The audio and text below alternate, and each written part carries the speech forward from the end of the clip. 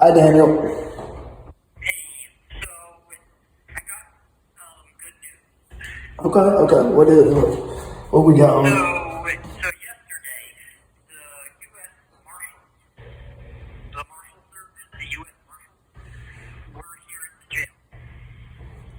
Jeez. Somebody that works for the U.S. Marshals, they can answer questions for the inmates, any issues going on in the jail, any issues with staff at the jail,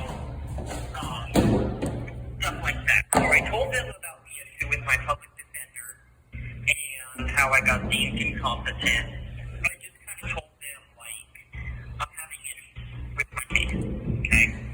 But what they did tell me, because I told them as well about the, if I'm not in Springfield on the 31st, which is exactly what I was told, was I have to be in Springfield. That's what my public defender said. And then if I'm not, my case will get dropped.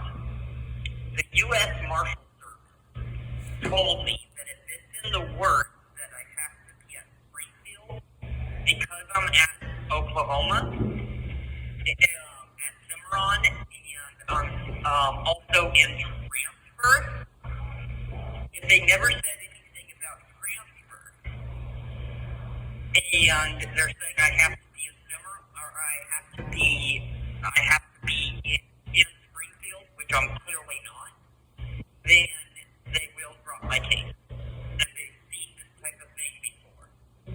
They're saying if my public defender and the prosecutor does not drop my case, that's a violation of the Fourth Amendment. I'm not quite sure what the Fourth Amendment really is without looking at all the amendments. I think it's a cruel and unusual punishment. Yeah, I think because, and then there's also like, I guess something that has to do with words or something, like what people are saying. So it would be going against their word. Even though I'm in transfer, they should have either told me to be in transfer, which they never said, and they also said that the U.S. Marshal Service told me that I would also have to, oh my God, I would, if they really wanted me to be at Springfield, they could have done it this week. Did you talk to the marshals about like your past situations and getting like trolled in the prison and people like assaulting you or whatnot? Yeah, I did, and they said that should not be going on, and that also counts as cruel and unusual punishment because they are also dropping all the Prius that I've ever put out. They've dropped for the harassment and reports that I put in from the correction officers themselves. They're all getting dropped. And so the thing is, they're just not caring like they really should. And they're not separating. If anything, they should separate.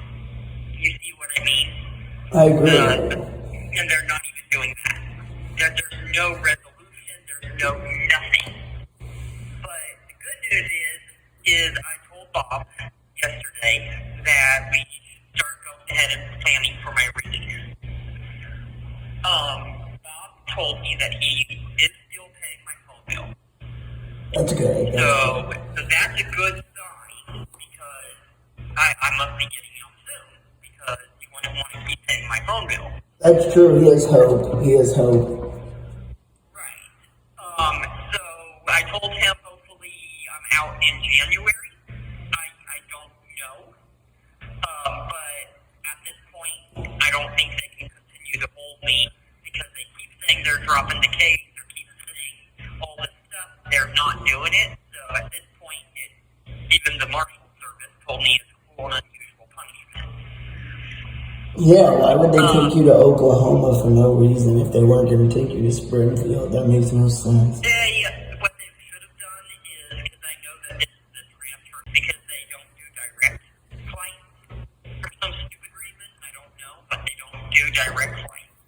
They should have just planned it earlier. That's what the U.S.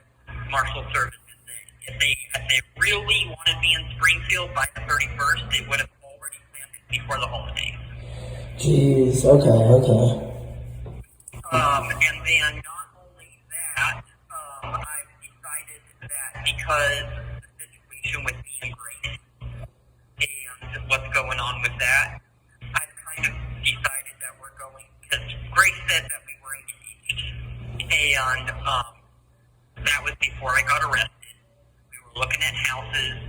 I've decided once I get out, I'm going to try to just leave off or start off again where we left off. I'm just going to start looking at houses again, and the money that I have saved so far, I'm just going to throw towards the apartment or whatever. I'm gonna worry about that within the first month. I mean, that's smart, but at the same time, I thought the Vanderwills that want nothing right now, and you're gonna have to get back on their good side. Because I think talking about them is just making the courts and everything mad because they think you're crazy and that the. To be honest, I really don't care about what the courts think about me and Grace right now. I really don't. It's like they don't have a say. They're not really involved. Yeah. The Grace situation is not actually on charges. Nothing. I was never given a restraining order for, and so there's no restraining order.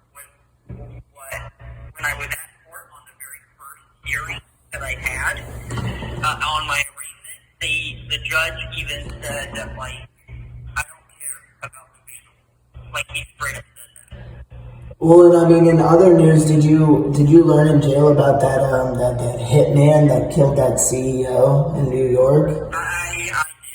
That is scary. Yeah, that's like probably why some big news going around.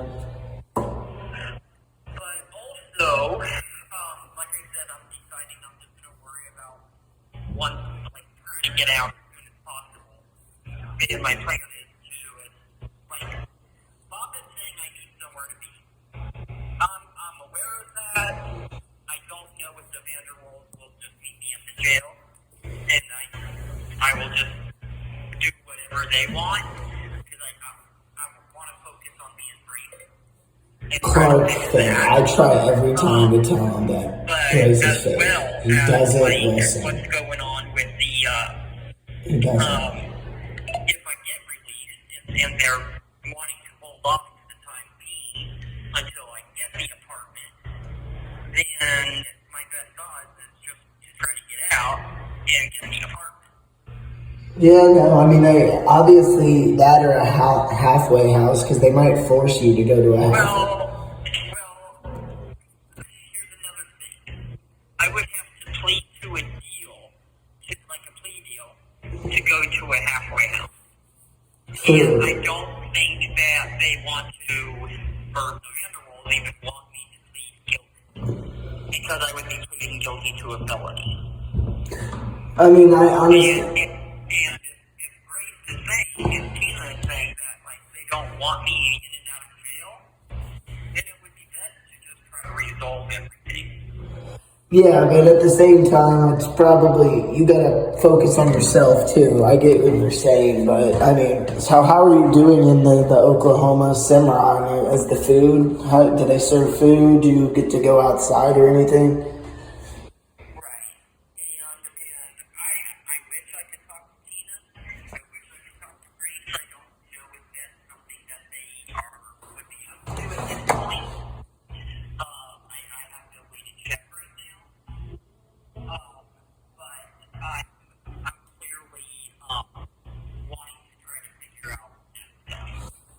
Yeah, I mean, I can't really help with that right now because I don't have contact either, and I pretty much haven't talked to Bob or anything either, and I don't want to get everything mixed up. I'm almost just worried. Well, yeah, and another thing I don't get is why everybody is saying that the relationship with Grace was never a thing. When in my big discovery, I see every single lie from Bob, from my biological father, from Dave, from Tina, and Grace, including previous hospitalizations. So I Yeah. can see every single lie before I even met Grady. There were a lot of, there were a lot of lies, so I mean, that's probably why people are trying to doubt it. They're just trying to, I mean, at this point, what the court system is trying to do is they're trying to sabotage my career. And they're trying to sabotage my relationship with Grady. Because they've already, they've already said I'm the victim. And that came from my public defender. And they also said that my case should be dropped. I agree that your case should end up being dropped. Also, at that old jail, did you ever meet that Jared Frank?